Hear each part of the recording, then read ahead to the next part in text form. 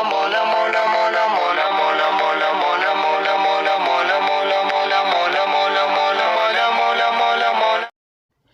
اللہ الرحمن الرحیم۔ السلام علیکم ورحمۃ اللہ وبرکاتہ۔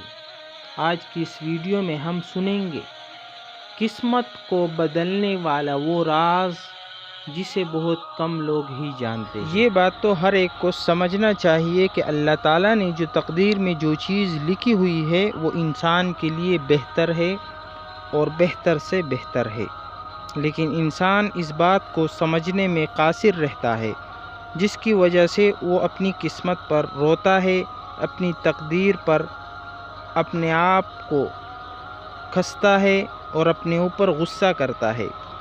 لہٰذا اللہ کی تقدیر پر راضی ہو۔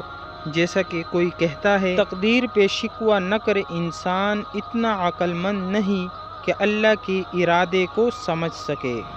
پھر تقدیر کو جو چیز بدل سکتی ہے وہ ہے دعا۔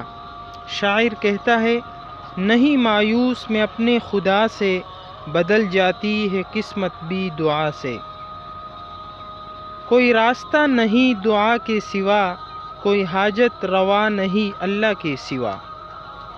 جس کو طوفان سے الجھنے کی ہو عادت محسن، ایسی کشتی کو سمندر بھی دعا دیتا ہے دعا یاد مگر حرف دعا یاد نہیں، میرے نغمات کو انداز نوا یاد نہیں۔ میں فقیروں سے بھی کرتا ہوں تجارت اکثر، جو ایک پیسے میں لاکھوں کی دعا دیتے ہیں۔